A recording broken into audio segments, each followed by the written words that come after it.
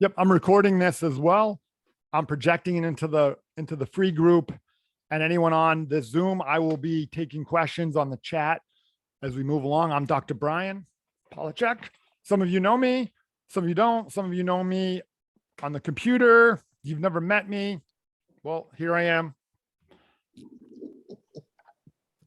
All right. So excellent. And we'll start in 2 minutes when the time should be starting. And people will show up.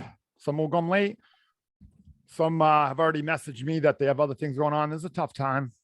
Tried to coordinate it around football games and stuff, but there's never a perfect time. So it's like what your priority is. If your priorities sitting on the couch watching football, that's probably why a lot of people are where they are.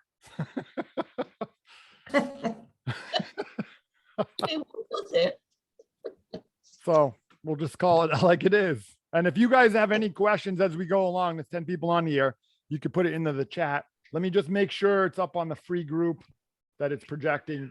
Yep. It's on the free group and there's some people in there too. I will check that periodically. I'll try to lower my volume so it doesn't interfere with this. You guys could hear me all right, right? Yes. Yep. Yes. Perfect. Yep. I don't know. We're estimated around 10 to 20, 30 to 50 people. Some people got the Zoom link on the computer. Some people couldn't find it.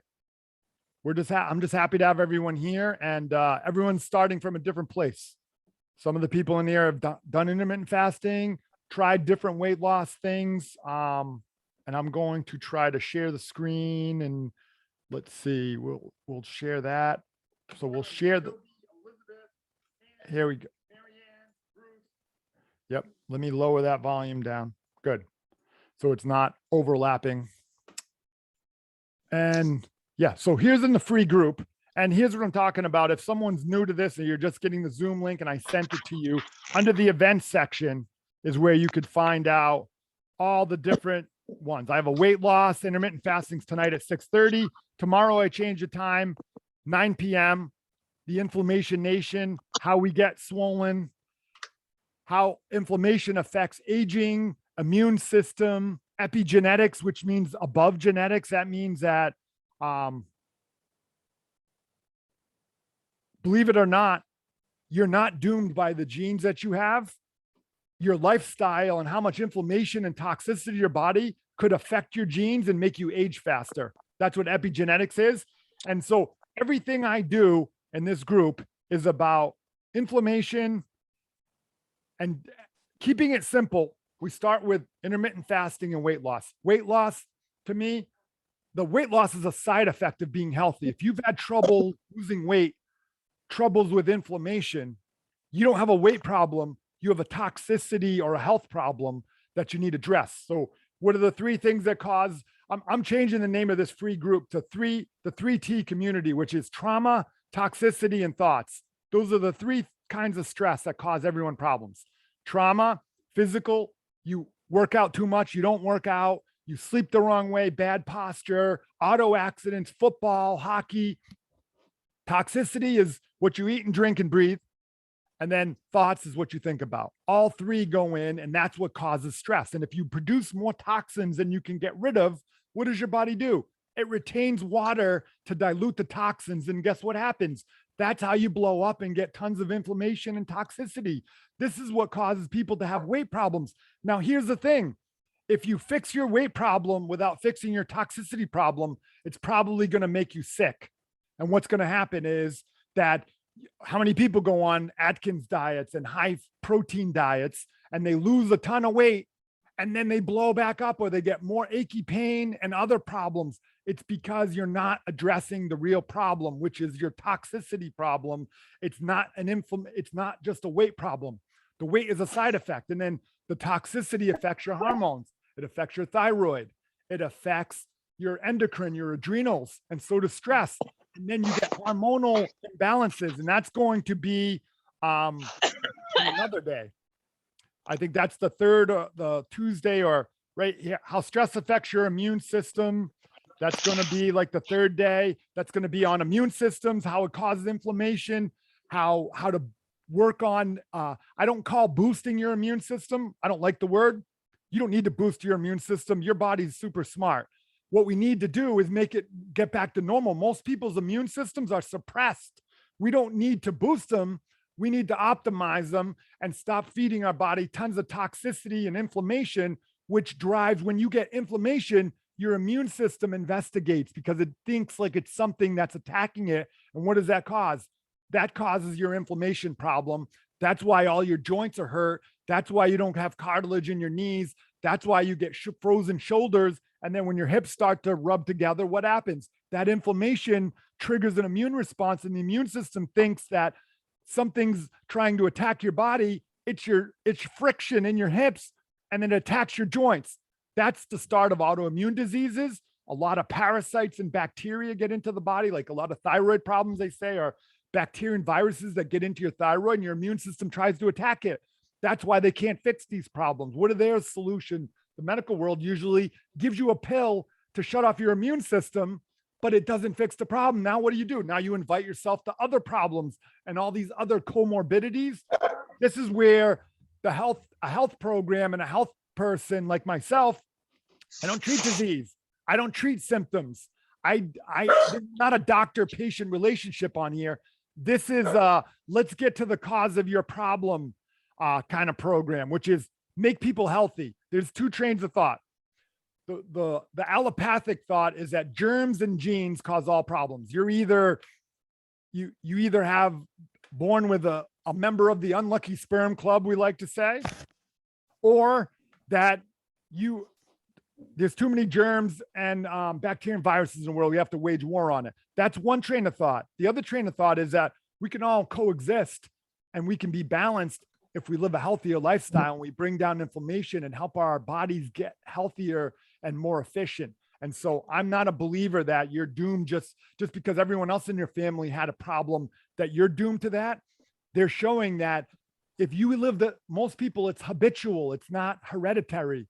It's your habits in your life that you eat and think and live your lifestyle very similar to your parents, and it causes you to get the same kind of diseases, that you're not just genetically doomed to whatever happens. As a matter of fact, we're going to go over that in the second or third day, Tuesday or Wednesday, is immune systems and epigenetics, and how when you change your inflammation levels, it changes the toxicity levels in your body. And now the next thing you know is that your body can work better and it has less problems.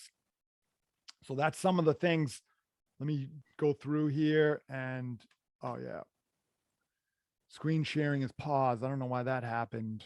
Let's see. Can you see the screen sharing or no? Yes. All right. You can still see the screen sharing then. All right. So let's see. I was going right in through here. So we'll get to the subject tonight. And these are where if we go to home and we go into here, here's the discussion. This is going to be where it's going to post the Zoom meeting guides. Here's another thing. There's a quick quiz here. There's an introduction and there's a free downloadable guide. If you come down in through here, and this is under guide section, and hit free downloadable guides and hit that button,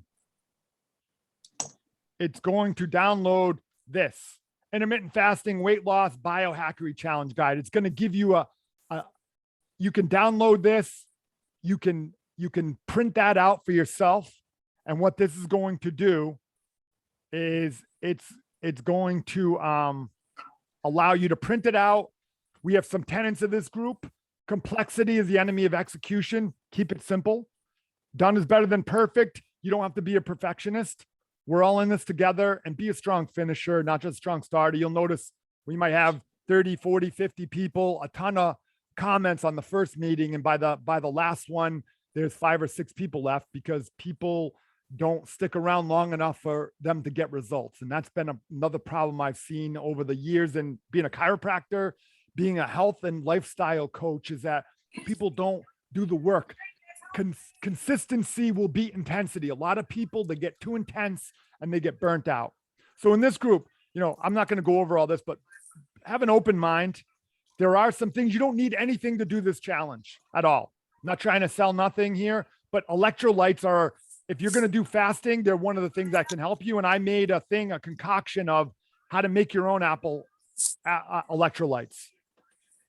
Minerals help. You can make your own using Himalayan rock salt, apple cider vinegar, potassium chloride, and magnesium powder, Natural Calm. This can be found online, BJ's, Costco. My favorite's apple cider vinegar by Bragg's. This is a lot of people when they start to do fasting and extend their window of eating, what happens? They think they're detoxing, and which is why they get nauseous and they get lightheaded. It's actually withdrawals. I've learned this recently that we are addicted to sugar, and sugar goes through the same pathways in the brain as alcohol does. And people are so addicted to carbs. Why do you think they crave these carbs all the time and snacks when they know they shouldn't be eating ice cream? They know they shouldn't be having chips and pretzels and candy, and they crave it in their coffee and in their lifestyle because it's an addiction. It's a dopamine addiction that you're addicted to sugar. And we got to start to end that, because when that ends, you don't crave sugar anymore. How much easier would your life be if you address the real problem, which is cravings? That's the real problem. That's what we try to address right off the bat. If you want to buy electrolytes, make this a lot easier. I found a company, it's called right here. If you could see that, can everyone see that? Yep. Yep. These are Relight. They're by the Redmond Sea Salt Company. And I have a link on there. I have a link in the group. If you want to do it, there's a 15% off for you, Dr. Brian. You put 1 scoop of this in water. It has salt. It has electrolytes. It has potassium, magnesium. It's a ton of minerals. Minerals help you not be hungry. They buffer the pH levels of the toxicity. They help you with muscle support, endurance. They actually support hydration. They have a lot of salt in them, but a lot of people are dehydrated because they're lacking salt. And I'm having a podcast interview with the president of this company this week that's going to be up, and I'll project it in this group. And he's going to explain why he thinks that salt is the next most important thing to oxygen in the body. And he's the president of this company. He's going to do a whole podcast interview. I'm really looking forward to that. And I will post that in the group on my Healthy Wealthy That's Why page as well for everyone to see. And it's going to be a great interview. So again, you can download this, the before and after, inflammation levels, mood, bloating, brain fog, quality of sleep, energy levels, accountability, motivation. This is a pre and post challenge. This is a way to measure. There's an old saying, Pearson's law, that which is measured improves. That which is measured and documented improves exponentially. If you want to start growing and expanding and not going back to your old self, you either get a journal. I have my 2022 already. This is a binder with all my weekly targets, my daily targets, my 12-month targets, and you keep track of your stuff. And that's how you grow. You get a little binder like this over at the paper store, and you write in it and you start writing down your thoughts and things. This is where part of accountability comes in, is progress. So in this little thing here, that's about 8 pages long, you can download it. This gives you the schedule, the Zoom link, everything you need. I'm not going to dwell on that now, but that's everything that you need there. And that's how to navigate this group. So we're going to get out of there. We're going to go back to, let's see, I think it's there. Yeah. So here, day 1, free intermittent fasting, detox, biohackery challenge. This is not a doctor-patient relationship. I do not treat, diagnose, or manage diseases. If you have Hashimoto's disease, if you have, diverticulitis, if you have Crohn's, if you have leaky gut syndrome, irritable bowel syndrome, any of these things, I don't treat or diagnose diseases. You're doing this on your own. If you have any concerns, you should consult with your primary care provider, MD, before proceeding. Please post any questions you have in the chat on the Zoom meeting or in the live Facebook feed. I'll try to get to it either now or later. In the Zoom meeting, I'll try to address the people that are on here. On the live feed, if you have more questions, if you want to go back and look at the replay, it's going to be up for about 48 hours or so. And then I'm taking it off each one. It's projected into the live group. The reason I do that is if people think it's up there forever, they won't go and do it. That's part of accountability. I've learned that over the last year, is that if you give people forever to do something, they won't do it. If you give them a timeline to do it, they're more likely to do the work. And I want success. I don't want people to be loaded with a bunch of knowledge and take no action. I've learned that as well. I don't want to BS and waste people's time. If you want to grow, you take action. Let me tell you a little bit about my story and I'll make it brief and why I started doing this. I had my own health setbacks when I was young. I got hit in the head playing basketball and started having blackouts and headaches and seizure problems and whatnot. And it really affected me. And that started my health journey. I thought that that was it. I was going to doctors with headaches and problems. And my father took me all around. And what ended up happening is I had to be on medication. I'd go to neurologists and I went through and they told me that I wasn't smart enough to go on to college and that I should just drop out and go to a vocational school. Not that there was anything wrong with that, but just that my grades weren't good. My memory was affected by that injury. And that's where I was. And I went off to college. I wasn't doing that well. I came out and I said, I got to take care of myself and I got to figure this out. So I started, my dad was a chiropractor. He tried to work on me. I started going around. I went to the Ayurvedic clinic near Boston. I went up to Beth Israel. I went to Mass General. I went to all these different doctors. I went to holistic doctors and functional medicine doctors. And I was looking for answers. And I get little bits and pieces of things each place I went. Somebody told me about a keto diet, a high fat diet, which helps you heal your brain. There was no one knew about CBD at the time. I went all around, and when I went down to Arkansas, I met this guy named Dr. Mortar, and he started talking about how my problem was my solution, that there was a lot of stress going on in my life. I was getting bullied at school.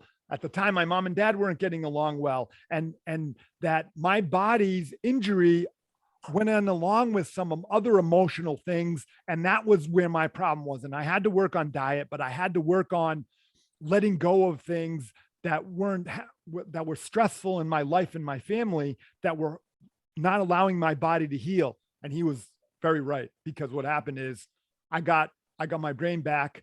I got my energy back. I got my focus back. And I decided to switch careers from engineering school to go to chiropractic school and to learn how to help other people like this guy helped me. And that's why I'm here. So part of this is you ever hear your mess is your message? Well, I've been through the mess and I understand how frustrating it is to have chronic problems and no one can give you an answer. And this is where I'm trying to help you guys out, because I've been through some of the mess.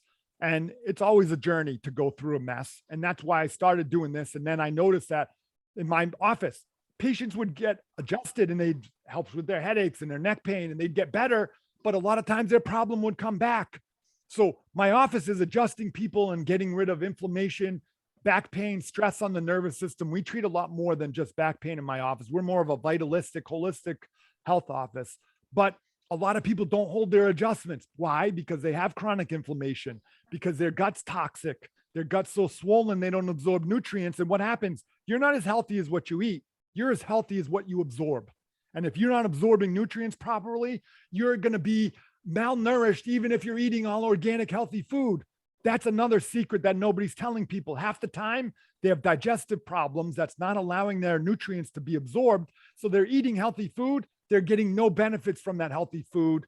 And then on top of it, your gut controls a lot of your brain health. If you ever want to look a great book, Dr. Perlmutter, Grain Brain, how inflammation and toxic gut is directly connected to the function of your brain.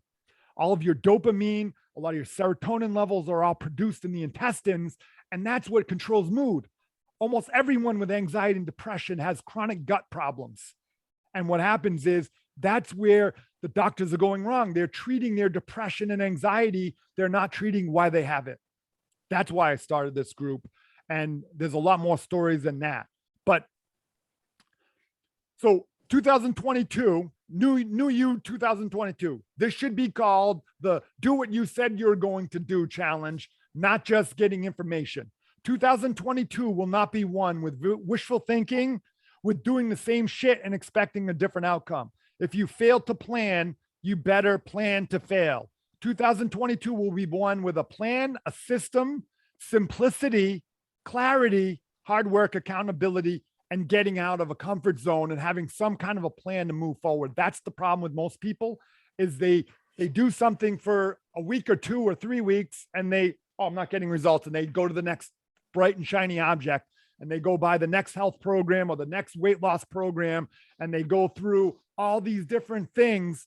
I've tried to take my overall approach of chiropractic, which is you have a nervous system. Your nervous system controls every other system in your body. That your health has a lot to do with your nerves. So we have to work on your gut. We have to work on your cellular health. We have to work on fasting and intermittent fasting to make the cells healthier and to change the way they make energy. But we have to work on mindfulness. We have to work on fitness, and one is not more important than the other. The 6 essentials of life is what you eat, drink, exercise, rest, what you breathe, and what you think about. Those are the 6 things. Those are the things you have to work on: the physical, the chemical, and the emotional stress. And they're like a synergy. When you bring them together, that's when your body starts functioning at a higher level, and you have to bring them together. So right here, Morpheus, there's a difference between knowing the path and walking the path. And that is so true. Results don't come down to knowledge. Results come down to action. Most of the people on this group, I would say, by looking in the comments and whatnot, is a lot of people, it's 50-50. 50% of the people want to know what to do. 50% of the people know what to do.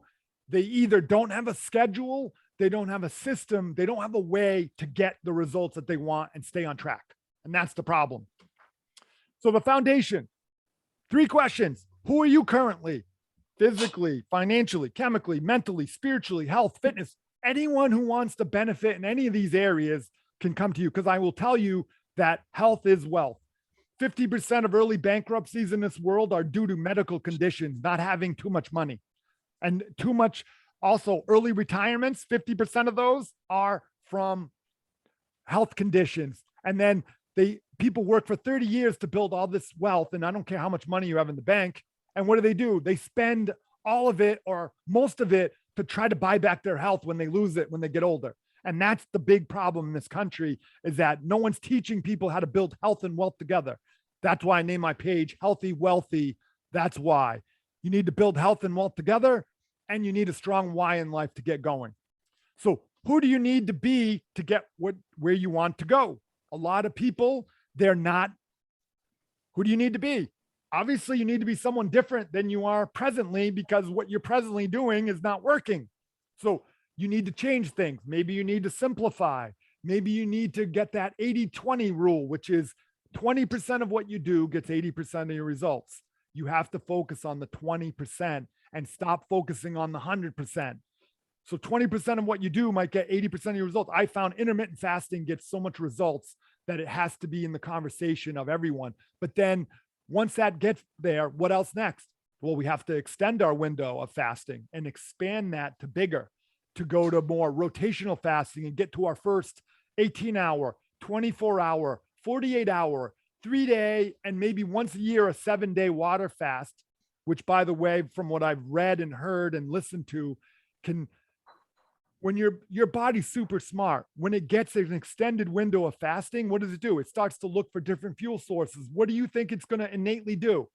It's going to go after the fat in your arteries. It's going to go after the fat in your liver. It's going to go after your abnormal cells. It's going to go after your scar tissue. It's called autophagy, which means, I think in Greek or Latin, to consume oneself. When you don't eat and you fast, your body starts to go looking for other things, and it's not going to attack your heart and your liver first. It's going to look for other things to eat when it doesn't have food. Do we do that right off the bat? No, we do not. You're not going to just start off with a extended window of fasting. What you're going to do is you're going to have it a process. You're not going to do it all at once. So that's what I would say to do, is it's going to go into it into a process. And what is in the way of you getting there?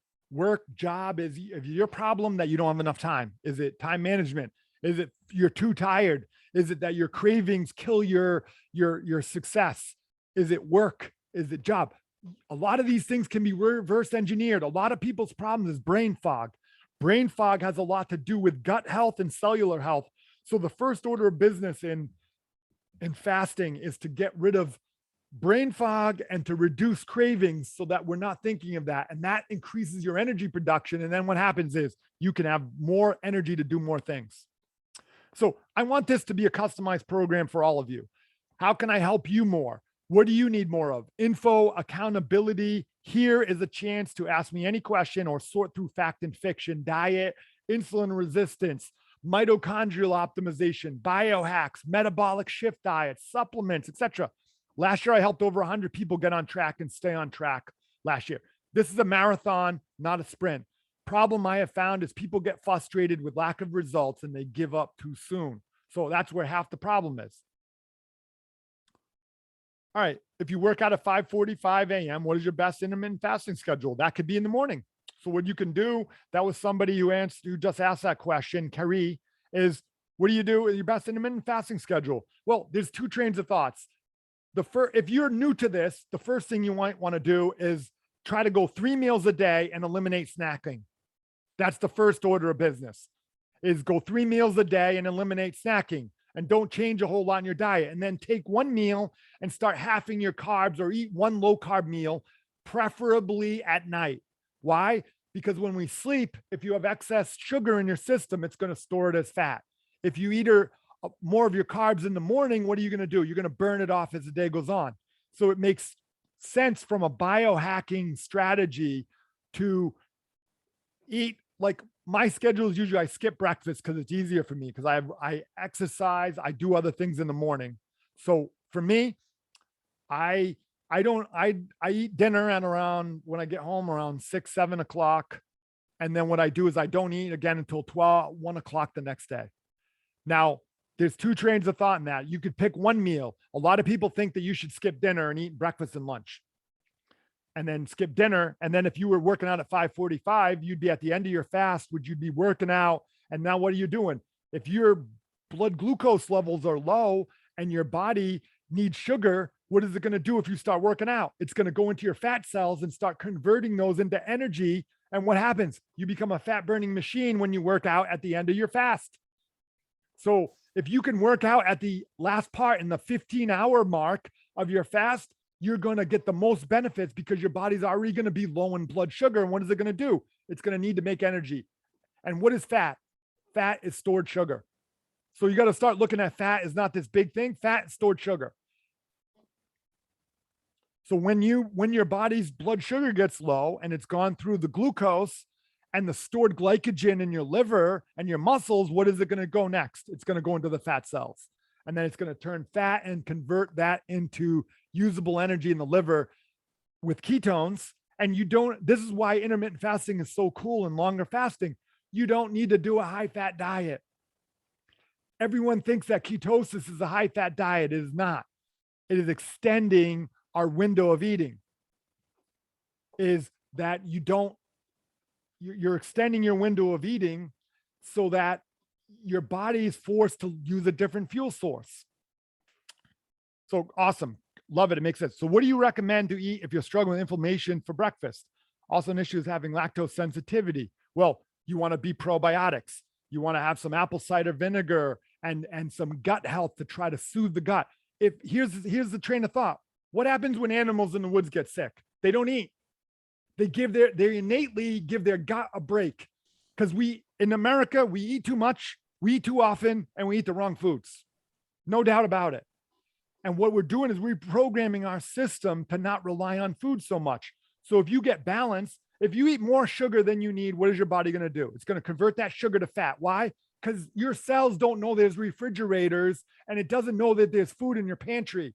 They're still innate. They're intelligent beyond belief, but they don't know, like your brain knows that you have a refrigerator and a pantry. Your cells don't know that. They're preparing for whatever. If they don't get food for 12 hours, 14 hours, they're starting to look for the next fuel source, which is stored fuel in your liver and in your muscles, which is glycogen. And then if they go through that, what are they doing? They're looking, okay, now I'm going to go to the fat around your thighs and around your waist. And now I'm going to start using that. And so fasting is not bad for you. Here's the problem with fasting. Many people 90% of the people in this country, they rely on sugar. So what happens? Every time you eat sugar, your cells get insulin resistant. What is that?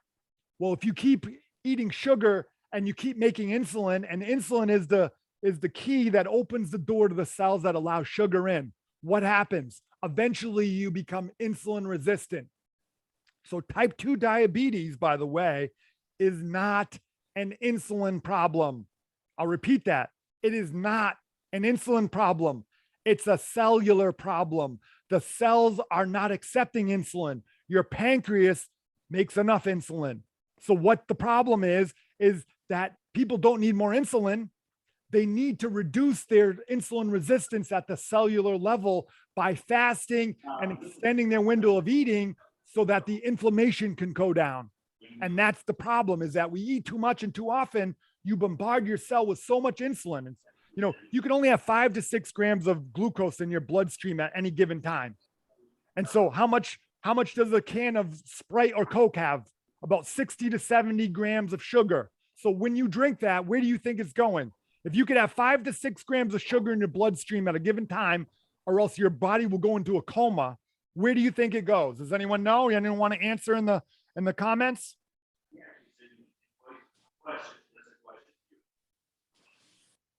Or anyone could come on if they want to answer the question. Where do you think it goes? Nope. The gut. Stored in fat. Well, it's stored in fat, but what it does is it gets stored in muscles and it gets stored in the fat cells. So what happens is the body's super smart. It says, oh boy, I'm going to have a problem. So it goes through the liver, and the liver converts the sugar into glycogen, which gets stored in the liver, and then it gets stored in the muscles. And then what happens when your muscles can't store any more of that sugar? You start to get fatty muscles, which makes them fatigued and tired, starts fibromyalgia, muscle cramps and spasms, and lactic acid production, and you get non-alcoholic fatty liver. And what does your liver do? It gets fat, so it gets bloated. Now that fat can't get drained out, and what happens? Your gallbladder gets toxic, so you start to get thick bile, you get gallstones, you got to get your gallbladder removed, and the doctor says, oh, we removed your gallbladder, you should be fine now. That's not the problem. The problem was the liver was producing too much fat from sugar, and now your gallbladder had a problem. It got swollen in your pancreas, and now your gut, and now you have digestive problems, and it's like this chain reaction. That's where the real problem occurs. And so it's not just one thing. Your whole body's a system. So what we have to do is we have to start to give our body a break, going back to fasting. If you don't eat for 16 hours, what's happening? Well, in the first couple of hours, you have glucose. So your body starts to lower glucose levels. It's going to use that fuel up. Anything left over, it's going to convert to glycogen, which is like a stored fat originally in the liver and the muscles. It's going to start to use that. And then eventually, if you can extend your window out and it starts to get rid of the fatty liver and the toxins in it, then it will start to go into your fat cells. So a lot of people, when they go on diets, the problem is they have a toxic liver. And that's why they're not burning any fat, and they go on all these diets and they never lose weight, because the liver hasn't had a chance to detox and to get rid of all the sludge and the fat and the deposits that are in there. And if you do that too quickly, what happens? Well, if you go off of sugar completely, your body's not going to burn. It's not going to have sugar. And then what is it not going to have? It's not going to be able to convert fat into usable energy. You're going to be exhausted and tired and have no energy and feel like you're dying. So we don't want to do that right off the bat. So what do we start to do? We start to go to 3 meals a day, no snacks. Then after a week or 2 or 3, and depending on how bad you are and how much weight you have to do, then you start introducing, all right, I'm going to extend my window out a little bit. If I eat at 6 and I wake up at 6 and I usually eat at like 6 to 6, I'm going to try to go to 7 or 8 if you have the means to do that. Maybe 9. We're going to try to slowly extend our window out till we can get to that 16-hour window. So success is 20% info. Yeah, we already went over that. So tenets of this group, we went over this too. Keep it simple. Complexity is the enemy of execution. I wanted to get to the other part here. All right. I wanted to go over some things before I got into it, but I was trying to get to the heart of the matter. So if people had time restraints, we just got right into it. This was like this is an accountability group as much as it is an educational group. So all growth happens outside the comfort zone. If you post a picture of yourself or a short, less than 2-minute video of why you joined this group, you'll be surprised at the power of like-minded people and getting yourself a little vulnerable. Community, connection, is the key to success. And we already went over this. At the top 7 is fatigue, brain fog, trouble sleeping, weight loss, bloating, overwhelm, chronic pain, inflammation. Everything I just told you in this top 7 is related to cellular health from eating too much sugar, having a toxic lifestyle, and having too much either thought, brain toxicity or stress toxicity, chemical toxicity, or emotional or physical activity. Some people are too sick to work out. They're too toxic and they work out anyway because that's all they know. I need to work out to reduce stress, and they're too sick to work out. And that's why they end up having problems. So key to success, consistency over intensity. So what is intermittent fasting? So this was what we originally said, extending a window of eating for our body to over a couple of hours without putting too much stress on it. So to answer your question from before that somebody asked about, yikes, lactose, what do you recommend to eat if you're struggling with inflammation for breakfast? Like liquid, I suggest fasting, extending your window of not eating so that it gives your gut a chance to heal, just like animals in the woods do. They don't eat all the time. They kind of go about and try to heal and do it in a timely manner. Start extending your window out and finding stuff that helps your gut, like kombucha, kefir, a little bit of kombucha, which has some sugar in it, but if you take it in small amounts, it might not affect your blood sugar that much. Kombucha is like a green and black tea mixed together with probiotics. And kefir is like a liquid yogurt. They have it at Market Basket in some places, and there's certain brands that are better than other brands, but it is to help heal your gut and get your probiotics back, which helps your digestive system and your organs process food. You need a microbiome or gut bacteria to break down the food that you eat. A lot of problems is that people have been on too much antibiotics. It wiped out. If you've ever had Lyme and you've been on antibiotics for 2 or 3 months, you don't have gut bacteria left. It's wiped out. And what happens? All the bad stuff grows back faster than the good stuff. That's what causes all this inflammation and toxicity problems. All right. So someone can everyone hear me? Yes. All right. So someone said they couldn't hear me. Maybe you need to turn up your volume. Can you drink ginger tea or black coffee when you're in your fast? Great question. I believe you can. It depends on what you're trying to accomplish. Technically, anything that causes a blood sugar response breaks a fast. So what you want to do is you don't want to have sugar. So having black coffee or tea, in my book, does not break the fast because it doesn't cause an insulin response. Now, other people will argue anything but water will do that. I'm not going to split hairs. I've tried to simplify this program, and I've answered these questions a million times for people, and it depends on what you're trying to accomplish. The problem is that people get they're such perfectionists, and again, simplicity is complexity is the enemy of execution. You want to make this simple? You could go with black coffee. You can go with water. You can go with electrolytes. Technically, this could break your fast. That's okay. What we're trying to accomplish is we're trying to extend our window of not eating to give our cells a break so they could start to burn fat, and do it in a way that's not going to make us starving and lose our job because we become so angry, we start yelling at people and get fired. That's what we don't want to do. So I am not diabetic, but how do you recommend one handle having dizzy spells while trying to fast or palpitate? Well, what you'd want to do is withdrawals, you have to do it in a timely manner, which we do is 3 meals a day. We don't go right to fasting. Maybe you need 3 meals a day and eat breakfast, lunch, and dinner, and maybe pick one of those meals, maybe the dinner, to have low carb with like steak, fish, with vegetables, some Himalayan rock salt, with some grass-fed butter on there, but no carbs. You're not having pasta, and you're not having rice. You're not having bread. You're not having pops. You're not having anything grains. No quinoa, nothing. Just vegetables and protein with healthy fat in there. Another thing that happens is the order you eat things in has an effect on you. If you eat like protein and fat first and then eat your carbs, the carbs will get absorbed slower, and it will have a different effect on your blood sugar levels, which will put your body into more of a fat burning mode. And I guess you have to get some feedback from your body as you start to change. If you've been really sick for a while, you're a pre-diabetic and your body has insulin resistance, and you've got diverticulitis or Crohn's disease or leaky gut syndrome, you're going to want to test these things nice and slow and not go into it too far, because it could cause some problems and toxicity problems. You kind of got to go into it with the fact that your body's like toxic and you can't get rid of all the toxins right away. So it's got to process the toxins. That's why drinking 100 ounces of plus of water a day is going to flush some of the toxins out through your kidneys.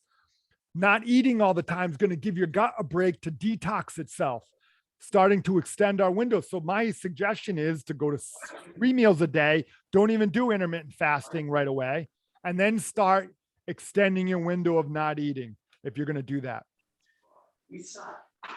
So now, what happens after 1 to 3 hours of eating? So after eating, blood sugar rises, your carbs turn into glucose or sugar in the bloodstream, insulin's released, insulin opens the door for cells to absorb sugar, insulin stores energy. So if you eat more sugar than you need, your body's going to store it for later use. It converts glucose into glycogen, fat for later use, and stores it in your liver and your muscles. That's what happens after 1 to 3 hours of eating. So what happens after 3 to 9 hours after eating? Well, as a result of insulin pushing sugar into the cells, blood sugar drops. The body is still burning off glucose or converting into glycogen for later use. Thus, it is not burning fat yet. The body will only start using fat once glucose is in the blood is used and glycogen reserves are depleted. And so what happens in blood sugar since our organs, after 10 to 12 hours, since our organs still need energy, once glucose levels start to go down, the body starts to look for other fuel, which is fat and glycogen. Now, if you have a fatty liver, it's going to burn through that fat first, and that could take weeks, if not months, for your body to burn through the fat and the glycogen that's stored in your muscles and your liver. This is why some people go on diet programs, they never lose an inch. They're toxic. Your liver's toxic. What's happening? It's not doing anything. It's detoxing first. Your body looks at survival as a priority. It doesn't look at health. Health is not your body's number one priority. Your body wasn't meant to be healthy, and it wasn't meant to be sick. It was meant to survive first. So what is it going to do? It's going to try to survive. So with a toxic liver, it's not going to survive long. What is it going to do when it gets a ray of sunlight where you're not eating all the time? It's going to start to flush out the liver. All right, I can do that too. So everyone mute, please, because I hear some background noise. And if you're, I can't go through. Let me see if I can get to everybody and start to see who isn't muted. I think everyone's muted. Okay. I'm going through here. Most people are. Yeah, I think I got it. I think that got the background noise gone. Oh. Is that better, everyone? All right. Yes. You're welcome. All right. So since our organs still need energy, once glucose levels start to go down, the body starts to look at other fuel, fat and glycogen. And then what it does is, hold on one second. I had some notes that I took in here on my phone that I was doing. Let's see.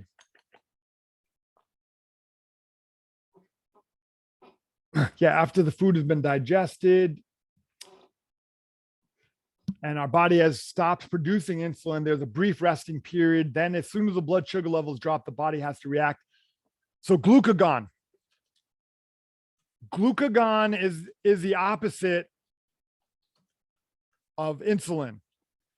Insulin either pushes sugar into the cells or forces the body to start to use that sugar to store as fat. Glucagon is a hormone that goes into the fat cells and gets fat out and starts to use that and convert it back into sugar, which is like ketosis. Well, glucagon doesn't work when you have insulin, which is why you have to go for longer periods of time of fasting for it to work. And that's what we're trying to do here. So once blood sugar levels start to settle down, glucagon's task is to release the previously stored glycogen back into the bloodstream. With this, your blood sugar level remains constant and energy supply is reestablished. And what happens then? You'll notice that when insulin levels go up and down constantly, that's what causes people to have cravings. It's a hormonal problem. Cravings is not just oh my God, I'm hungry. It's a hormonal problem. If you start burning fat instead of sugar, your body doesn't get hungry anymore and hunger goes away. That's how to reverse engineer willpower. That's the secret. If you get one thing out of this program of listening in, that's it. That you have to go for longer windows of time of eating or to try to lower down glucose levels so your body starts to burn fat and convert it back into sugar and in the form of ketosis and a stabilized fuel source that your brain and your body can use two fuel sources, sugar or ketones. You don't have to go on a high fat to get into ketosis. You can do fasting. You don't have, if you have a problem with fat, you don't have to go on a high fat diet. Everyone's, oh, I tried keto, it didn't work, because they were doing it wrong. They just did it like a fancy Atkins diet and ate tons of fat, but they didn't work on getting rid of GMOs and how toxic the food was. I don't have time to go over that in this program. This is just a brief program here, but I go into that more in my other programs, the deeper connection to that and what happens, but that's what I do. So can I eat fruit or does it have too much sugar? Well, good question, Ms. Cardoza, because sugar has been genetically modified. What's happened is a lot of sugar has been intentionally bred to have more sugar in it. Why? Because Americans are addicted to sugar and fruit wasn't selling enough when it was regular, when it was just 20, 30 years ago, you'd eat fruit, you wouldn't even notice how sweet it was because it wasn't so sweet. It's gotten sweeter over the years because the manufacturers and the food industry is not stupid. They know Americans are addicted to sugar. And what do? They breed the fruit to have more sugar in it. So can you have fruit? Yes, you could still have fruit. You're going to limit it. You want to limit it to not so much, maybe one piece of fruit a day. Fructose is a major cause of blood sugar problems. And I think almost fructose in some ways is worse than sugar. It gets in your stream wicked quick. Fructose, I believe, is made up of glucose and galactose. So it's two kind of sugars that come together and it's super sweet, has a lot of enzymes.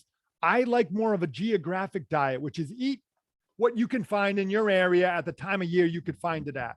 Could you find bananas in New England? Not so much. Could you find like pineapples? Could you find oranges up here? No, you could find apples and peaches and grapes, and we should eat those in the summer.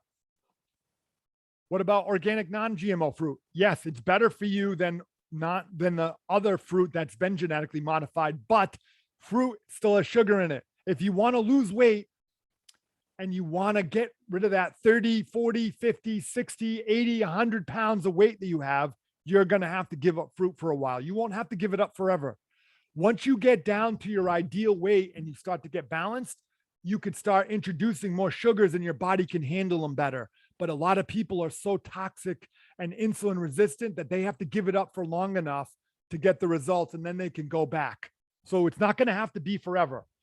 So once after the 11th or 12th hour, when your blood sugar stabilizes, you become into fat burning mode. And what happens is for 3 to 4 hours, so after about 12 hours, your glucose is low. Now your body's going to start going into your fat cells and using those as fuel. And for 3 or 4 hours, if you can get to the 16-hour mark, you become a fat burning machine for a little while. That's how you can lose 2 to 4 pounds a week if you do this properly, but you have to give up some things. You have to increase your water intake, and you have to decrease your sugar intake. So here's some questions that people have asked, and I'm going to go over these. And then if you have other questions, you can feel free to go in, but won't your body go into starvation mode? No, we have enough stored energy in our body with our fat cells and our glycogen to go from here to LA and back if it could convert those stored fuels into energy fast enough. Most people's bodies are not like they don't have a metabolic flexibility that go back and forth between sugar and fat. If you start intermittent fasting, if you start extending your window of eating out for longer and you do this properly, you're not going to be hungry. You could go for longer periods of time of not eating and you become a fat burning machine. And then if you do eat sugar, your body will burn it off faster. If you don't have insulin resistance, the insulin works better. Your body cells can handle sugar better. And now you'll be in a balanced individual, and you can go into like a more of an adaptable, a metabolic shift diet where you can go either way. In the beginning, you're going to have to give up sugar for a while and do it in a very precise manner. And there's ways and the strategies to do that. Let me see if there's any other questions. Can you have too much protein? Absolutely. Good question. How much protein is too much protein? They say that men and women, men might need about 50 to 60 grams of protein a day, and women need about 40. Half these high protein diets ask for 120 grams of protein a day. What's protein made up of? Amino acids. Keyword, acids. What is protein? Very acidic. What happens? Is protein a fuel source? No, it is not. What does protein do? Well, 60% of unused protein. So if your body needs 50 grams of protein in a day, what happens? If you have 100, 50 of that has to get converted into another stuff, something else. What does it do? About 60% of unused protein gets converted into sugar. People who will go on high fat diets or high protein diets, they start to convert some of that to sugar. So they still have blood sugar problems. They still have insulin resistance problems. But what happens? It takes more energy to digest protein than it gives back. What happens with that? You start to lose weight. What happens as soon as you get off of a high protein diet? You blow up and you gain all your weight back. Protein is toxic. Protein also does this. Protein is acidic. What happens when your bloodstream is too acidic? Your body starts to go into muscles and bones and takes minerals out to compensate for the acidity. What happens there? You get muscle cramps, muscle spasms, tight muscles all the time. And what else do you get? Osteopenia, which then turns into osteoporosis. Why? Because your body thinks it needs calcium in the bloodstream to buffer the acid from the protein more than it needs it in the bones or in the muscles. And it takes magnesium and potassium out of your muscles. That is why people get muscle cramps, muscle spasms, and Charlie horses all the time. That's the real problem. So you can have too much protein. If I work out at 5:30 to 5:45, this is by Kelly. Is it bad for me to wait until 10 or 11 to eat something? The only meal we have as a family is dinner at 6 or 7. It's not bad. Is it bad for me to wait until 11? No, it's not bad. Because what you're doing is if you work out, you're burning sugar out faster because your muscles need sugar. And it's going to burn the sugar first. What are you doing? You're getting the process speeded up if you work out. What a lot of people do is they work out by cardio. So their cardio is you don't burn a lot of fat in cardio mode. If you want fat burning mode, look at the heart rate chart. 80 to 90% of your maximum heart rate is in cardio. What is your body doing? It's trying to get your heart in your lungs and get enough oxygen to your muscles. When you go down to 40 to 60% of your maximum heart rate, what is that? It's fat burning mode. So you're actually got to work out in a slower manner to get into fat burning mode. Or you have to start lifting weights and building muscle versus just doing cardio, getting on the treadmill, start doing bench presses, pull-ups, lap pull downs and free weights and rubber band resistance to build muscle. And what does that do? It sucks. The muscles need sugar. It sucks the sugar out of your bloodstream. What happens? Your insulin resistance goes down and now you start to lose weight. So if I work out, the only meal, no, it's not, Kelly. So how many days a week should we do intermittent fasting? Good question. Melissa Worsley, so do we even need protein daily? You need protein. Protein's the building blocks to muscles and soft tissue. That's what helps to build tendons, ligaments, muscles. So you need protein. You don't need too much protein. Look, high protein diets over a period of time will cause more harm than good in the body, even if you lose weight. And how many days a week should you do intermittent fasting? Well, I'll tell you, I'm on a keto adapted or an adaptable lifestyle. And what I do is that I do intermittent fasting like 6 days a week. So a typical lifestyle for me, I get up in the morning, I have a tablespoon of apple cider vinegar for breakfast. I make my coffee. If I feel, I'll put what do I put in my coffee? I'll put heavy cream sometimes. Sometimes I'll put in like I'll make high fat coffee. I'll put butter and grass-fed coconut oil in my coffee. Now, if you've had gallbladder problems or issues, or if your liver's too fat, you got to be a little careful with doing that right away. You might have to drain out the liver and flush it out a little bit, but over time you can start to do that. What does that do? The caffeine pushes and the coffee pushes the fat into your cells and into your brain cells. Your brain works better. You start to eliminate being hungry all the time. So this is like a biohack to get rid of cravings. If you are starving, if you even skip one meal or one snack. Some people have to eat 6-7 meals a day because they are starving. That means your cells are starving and they're toxic if you have that. Oh, you're welcome, Susanna. Yeah, it's like bulletproof coffee, Melissa, but you know what? You can customize it. What I do is I don't use that every day. I don't need to. That's to get rid of hunger. If you're craving food all the time and you have a bad insulin resistance, once you get there, I don't need breakfast anymore. I could work like once a week. I do a 24-hour fast on Thursdays or Wednesdays. I do like 6 days a week on an intermittent fasting where I go from I eat dinner and I don't eat, and then I do lunch and dinner, and then I skip breakfast every day and I go 16 hours. If I don't feel like I have enough time for lunch, if I'm busy, I'll skip lunch. I can do sometimes an OMAD diet, 1 meal a day, which is just a 20-hour fast, and in 4 hours, you can eat 1 meal a day. You can do an OMAD. And then if you can get to that, you can get to a 1 meal a day, skip a 24-hour fast, dinner to dinner. And then you're working your way up. If you can get to the 3-day fast, what happens? Your liver starts to clear out. Your HGH starts to go up. You're at the second or third day of a 3-day fast, your high human growth hormone goes up. What does that do? It preserves muscle because your body's super smart. What happens? All your anti-aging hormones get released and you start to age slower and you reverse the aging process, which is why people who do fasting don't age as fast. Some people believe in epigenetics that you could live to 120 to 150 years old. Listen, I'm trying. I want to live over 100, and I'm starting young. And the programs that I've been doing, you know, some people were hesitant to join. Oh, it's another intermittent fasting and weight loss. I have learned so much over the last 2 or 3 years, and I continue to learn and read and gather information and get information back from people. What I've gotten is empirical data lately. Is I don't read as much. I learn from people. And people are doing things and I figure them out and I go look them up. And the health programs that I've run have just been amazing when people do the work. But the problem is if they do it too fast, they run into problems. And that's the problem. Is it normal to get headaches while starting intermittent fasting at the beginning? Absolutely. It is. After a 3-day fast, what do you start eating after that? You slowly go into and reintroduce like more of a liquid diet.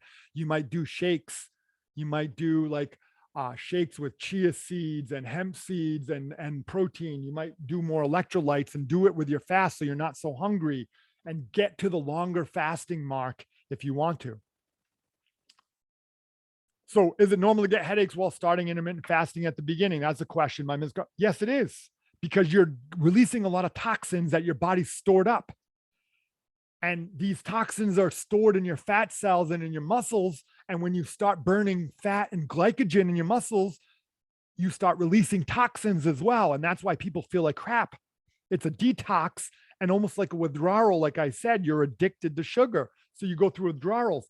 There are biohacks into that. I don't have time to go into that right now, but there are biohacks you can do, supplements you can take, things you can do to offset that.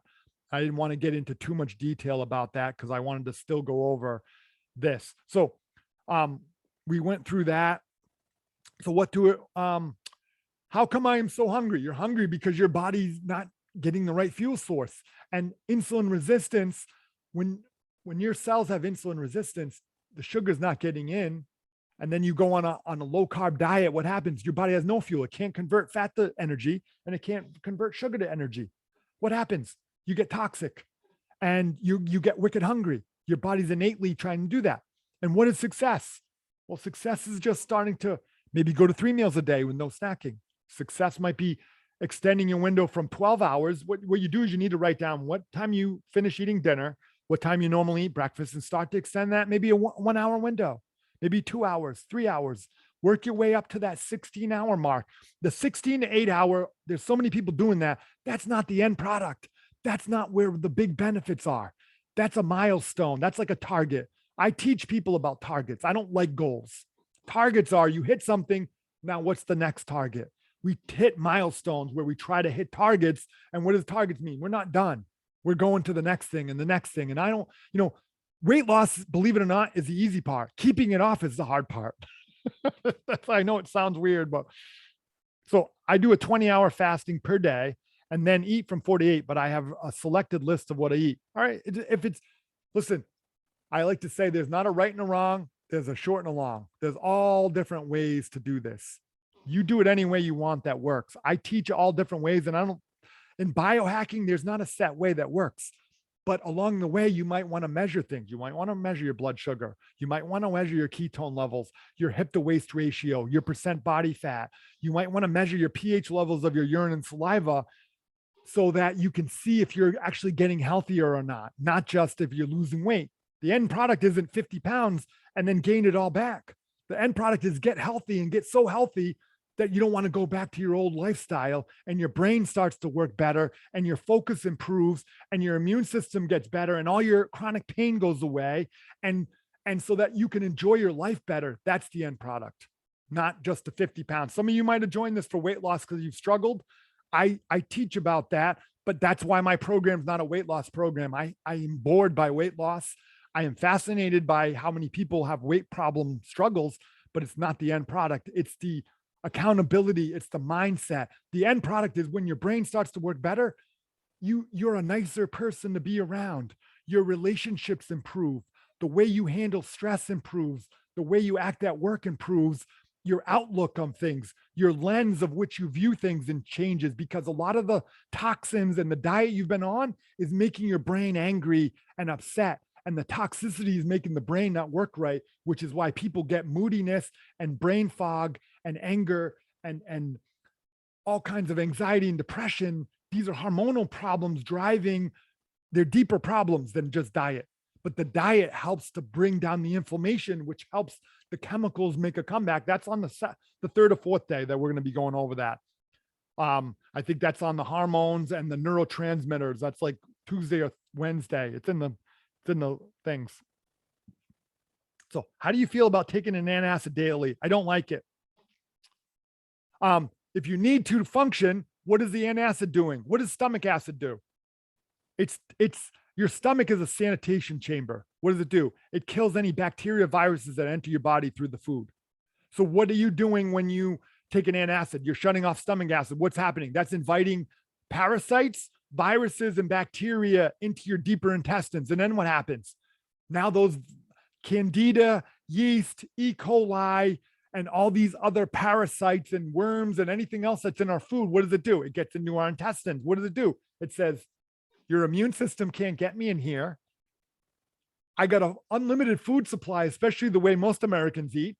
Why would I want to leave? It's nice and warm in here. I got plenty of food and people keep feeding me. I'm just going to stay here and chow down. And then I'm going to make it so that none of the good stuff can grow in here. That's what antacids do. They cause toxicity. Now, what do? There's enzymes. There's certain supplements. Most problems in the stomach with acid reflux are not acid problems. Your stomach's not producing enough acid. The acid is weak. It's not digesting and breaking down the food. What happens? The food rots in your stomach. It pushes your valve the wrong way and the acid goes up. What do you need to do? You need to make your pH of your stomach stronger, not the acid stronger, not weaker. That tries to fix that.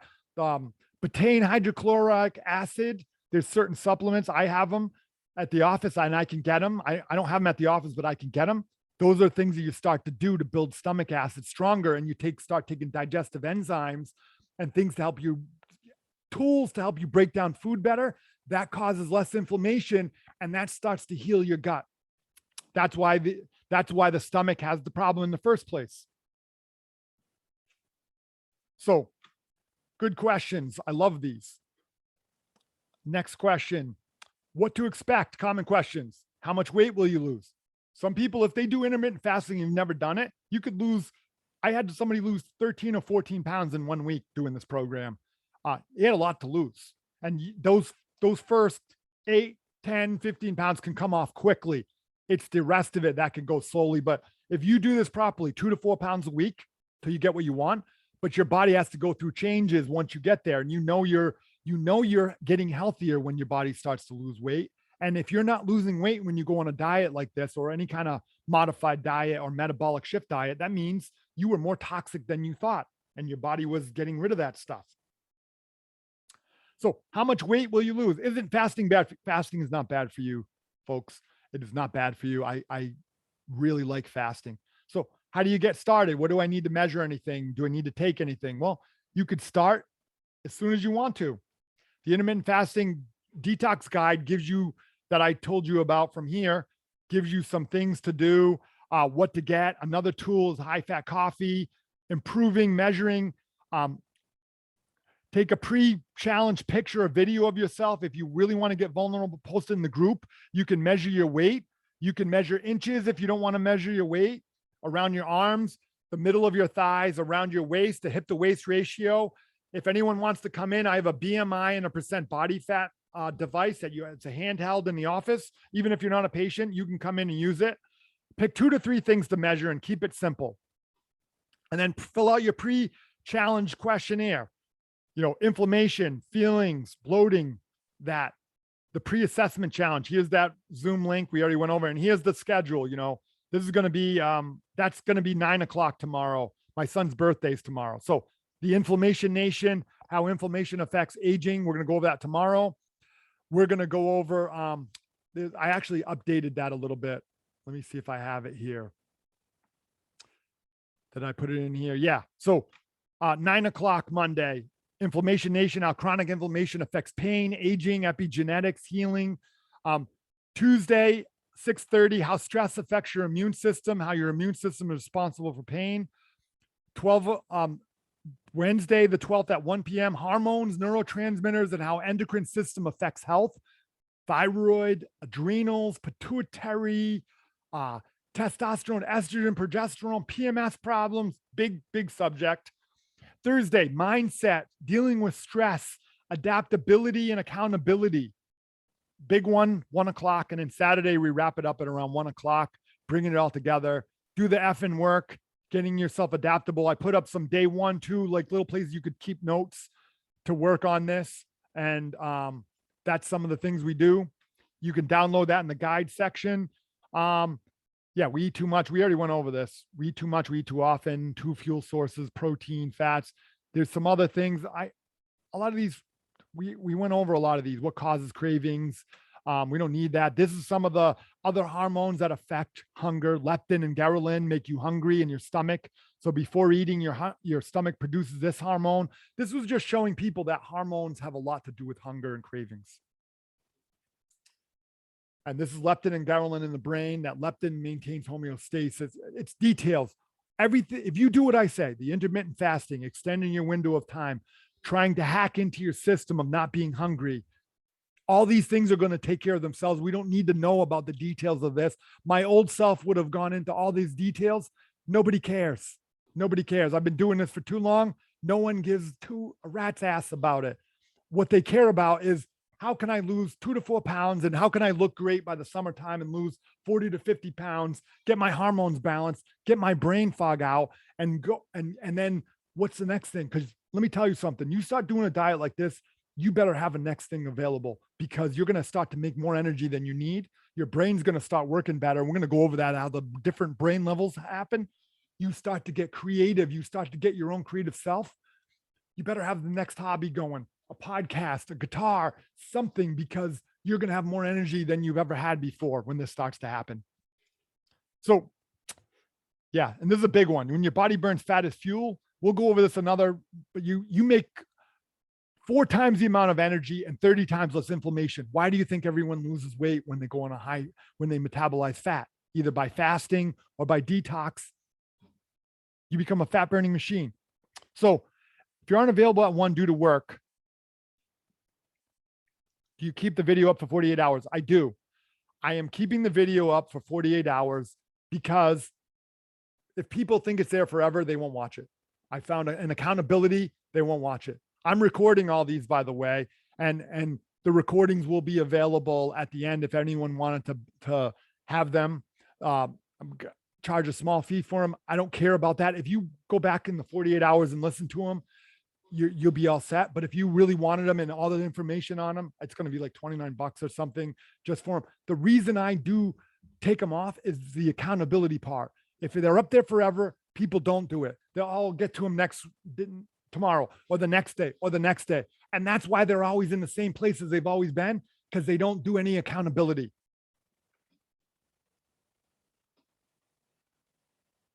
So how much sleep do you need with intermittent fasting? Can menopause hinder these? They definitely can hinder the efforts.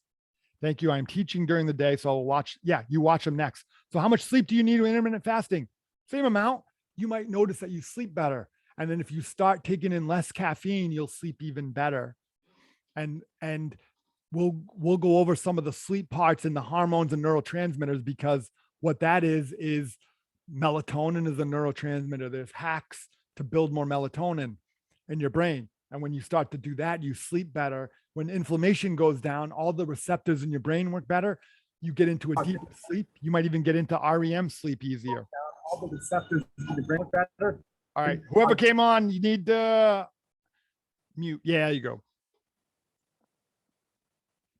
So again, when your body is used to burning sugar, it is not good at burning fat. At the beginning of intermittent fasting, your body will feel tired, lightheaded, cold sweats, bloating. Some people think it's a blood sugar problem.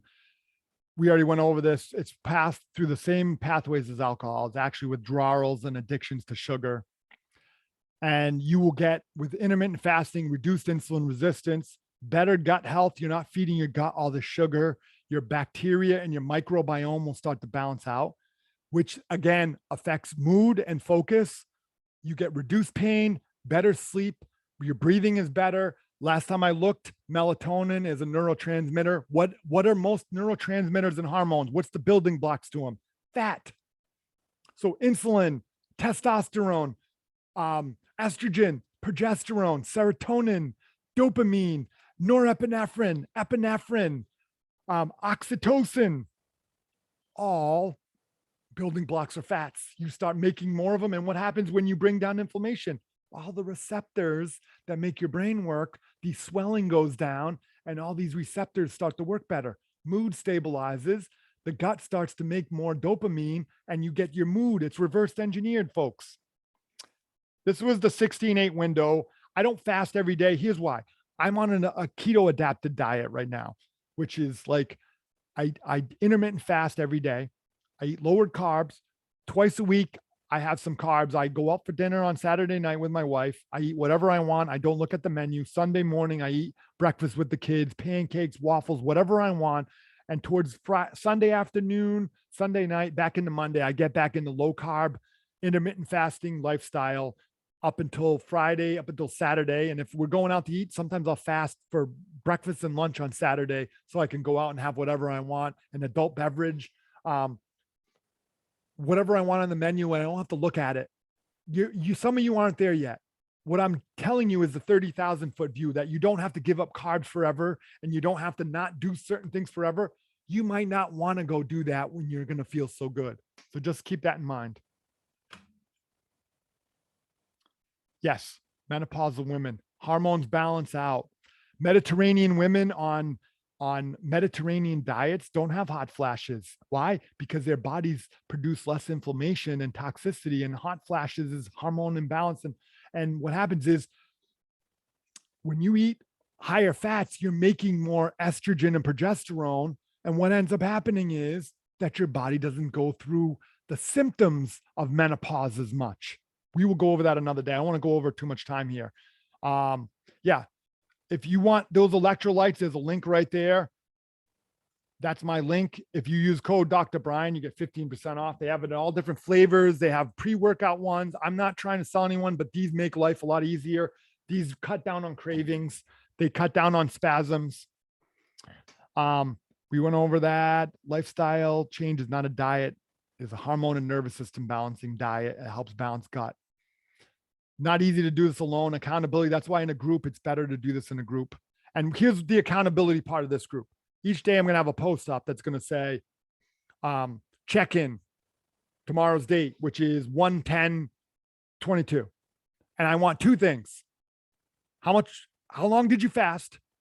And did you drink enough water? How many ounces of water did you drink? You're trying to get to 100 ounces. So all I want is, did you do your intermittent fasting? And 1 point if you drank enough water. And that's the two things that I want each day. And that's all you need to do. And that is enough for today. Let's keep it simple. And we've already gone over a lot of questions and answers. I think it's getting late. So I think that we should just call it a night. And we'll talk to you tomorrow night. I don't need to do that. And everyone, have an awesome night. Thank you for coming on. I hope you learned a couple things. And again, those recordings are up if you want to take notes and watch them again. I'm going to stop share now. No more sharing there. And I hope you guys learned some things tonight. And everyone have a great night. I'm going to end this right now.